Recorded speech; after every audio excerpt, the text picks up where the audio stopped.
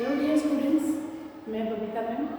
आज हम लेके आए हैं आपके लिए क्लास 10 का लाइफ चैप्टर। लाइफ चैप्टर को पढ़ना स्टार्ट करते हैं।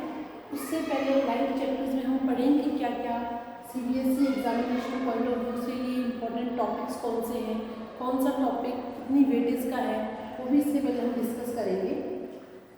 लाइफ चैप्टर के अंदर हम मेनली दो फिनोमिनास पढ़ेंगे। वो टू फिनोमिनास कौन कौन सी हैं? एक है रिफ्लेक्शन और एक है रिफ्रैक्शन। अब रिफ्लेक्शन और रिफ्रैक्शन इन दोनों में डिफरेंस क्या है? रिफ्लेक्शन में आपको यहाँ पे ल की साउंड आती है। इसका मतलब इन दोनों फिनोमिनास के अंदर लाइट आती है किसी एक मीडियम से। अब डिफरेंस क्या है कि अगर लाइट किसी एक मीडियम से आ रही है तो क्या वो वापस उसी मीडियम में जाएगी, या फिर जब वो रिफ्लेक्टिंग सरफेस से स्ट्राइक करेगी तो किसी दूसरे मीडियम के अंदर एंटर कर जाएगी। सिर्फ इन दो चीज़ों की वजह से इन दोनों फिनोमिना के अंदर एक डिफरेंस बन जाता है। उससे पहले हम इस पे आते हैं कि इस चैप्टर्स के अंदर हमारे मेन टॉपिक जो है वो क्या है। यहाँ से आपका 1 मार्क का MCQ भी आ सकता है।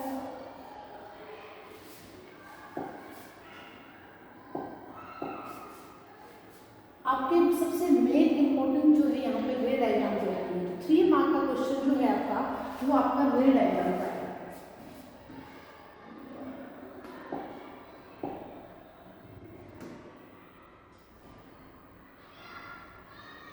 मार्क का क्वेश्चन जो आता है वो डायग्राम्स का आएगा। यहाँ से डेफिनेशंस आती है, किस चीज़ की डेफिनेशंस आती हैं तो हम आगे डिस्कस करेंगे। 4 मार्क का न्यूमेरिकल यहाँ से आपका 100% कंफर्म है जो आपका आएगा है। या तो वो न्यूमेरिकल आपका लेंस से रिलेटेड आएगा या वो न्यूमेरिकल आपका मिरर से रिलेटेड है। फिर उसके बाद जो छोटे छोटे टॉपिक्स आपको बचते हैं, रिफ्लेक्शन, रिफ्रैक्शन, मिरर और lens formulas, refractive index and power. ये चैप्टर जो है आपका पूरा कॉन्सेप्चुअल है, समझने में बहुत इजी है, लेकिन इसमें आपको कॉन्सेप्ट्स बिल्ड करने में थोड़ी सी मेहनत करनी पड़ेगी।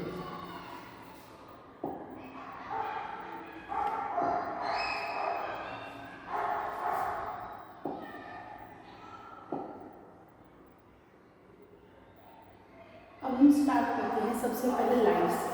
लाइट है क्या? What is light? Light is a form of energy.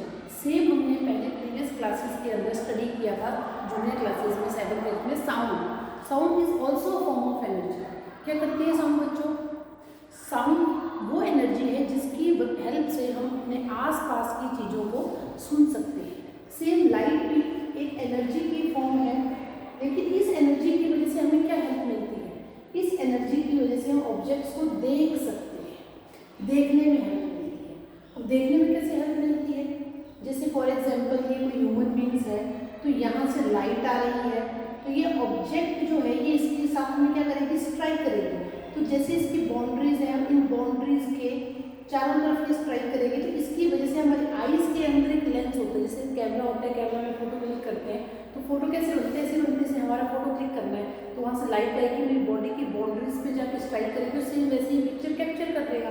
तो यहाँ पे भी सेम पिक्चर हमारी आईज के अंदर कैप्चर हो जाएगी, लेकिन इसमें हेल्प किसने की? आपकी लाइट ने।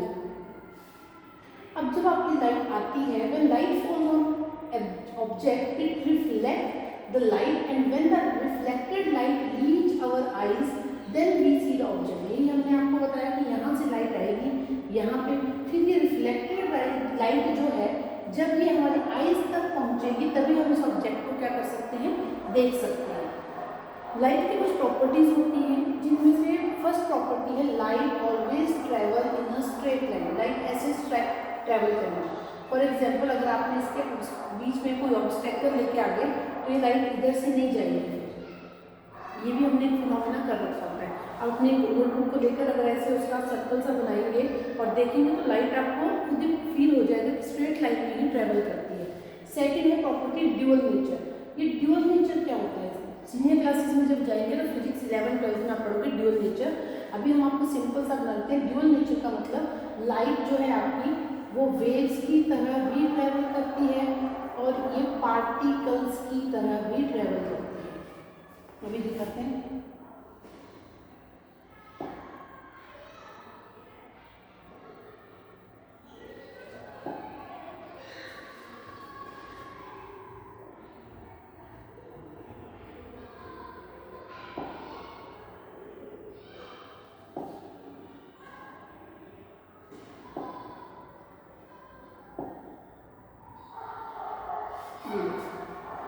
ये आपके दो नेचर है, ये पार्टिकल नेचर है और ये आपका वेव्स, इनको वेव्स बोलते हैं, साइन वेव्स। मैथ के अंदर भी आपने पढ़ा है, कौन से चैप्टर में पढ़ा है?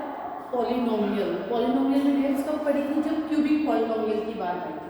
सेम यहाँ पे देखो, यहाँ पे हमने बैरियर लगा दिया। अब ये लाइट जो है वो कैसे ट्रैवल कर रही थी? स्ट्रेट लाइन में, लेकिन अब बैरियर आगे तो ऐसा नहीं है उधर से घूम के आगे चली जाएगी। अगर ये बैरियर नहीं होता तो ये लाइट ऐसे आती, लेकिन अब बैरियर आ गया तो ये लाइट वहाँ पे रुक चुकी है। ये आपके छोटे छोटे पार्टिकल्स हैं, तो ये कौन सा नेचर हुआ? Particle nature. यहाँ पे ये पार्टिकल ज्वाइन होते हैं, तो ये कौन सा है? वेव्स। और वेव्स आपने कहीं देखी है कोई एग्जाम्पल? 9th क्लास के अंदर आपने पढ़ा था मैकेनिकल वेव्स।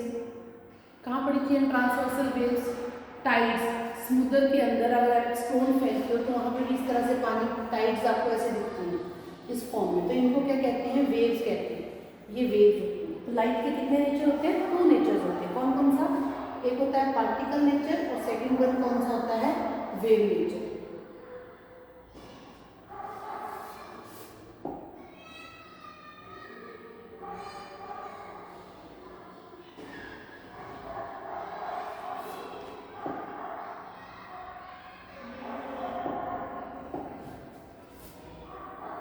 अब आ जाओ बच्चों, सबसे मेन चैप्टर आपका यहाँ से स्टार्ट होता है reflection.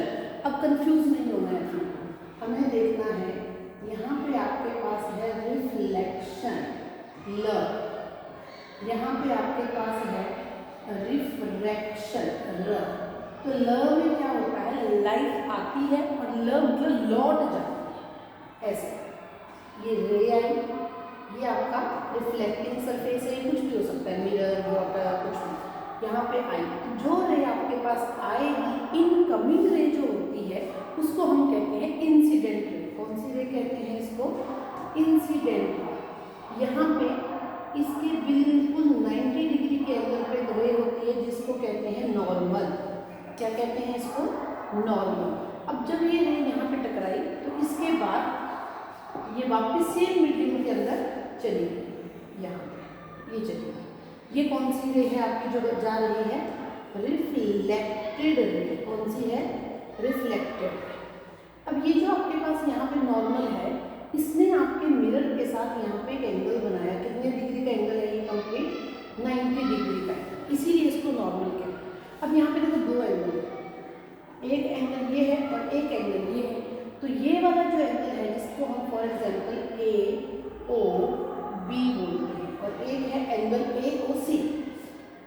Angle B O C तो है आपका 90 डिग्री यहाँ से यहाँ, लेकिन इसके बीच में दो एंगल है। कौन कौन से? एंगल ए ओ बी और एंगल ए ओ सी। तो जो एंगल नॉर्मल और इंसिडेंट के बीच में, तो इंसिडेंट कौन सी है? ये वाली। तो नॉर्मल कौन सी है? ये वाली। इसका मतलब ए ओ बी।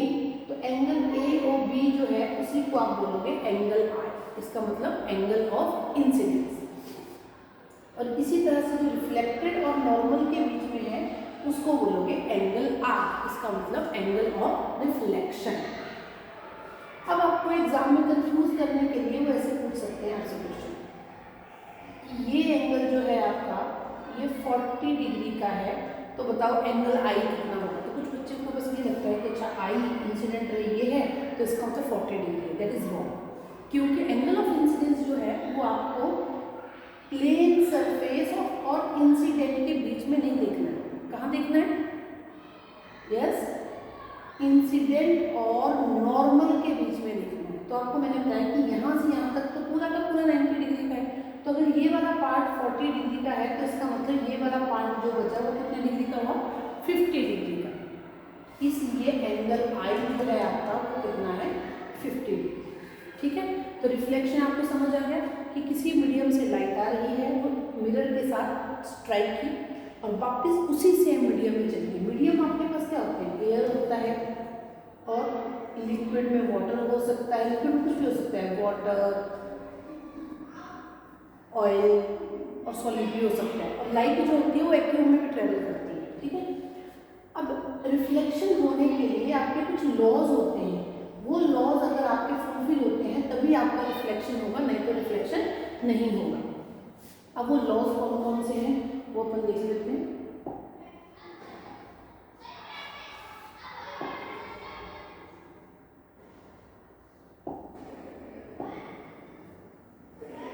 ये laws of reflection, the angle of incidence is equal to angle of reflection. तो फर्स्ट जो पहले हमने डायग्राम बनाया उसको वापस बना लेते हैं। This is normal, this is incident ray, this is reflected ray. एक एंगल यहाँ बना, एक एंगल यहाँ बना, एक एंगल यहाँ बना और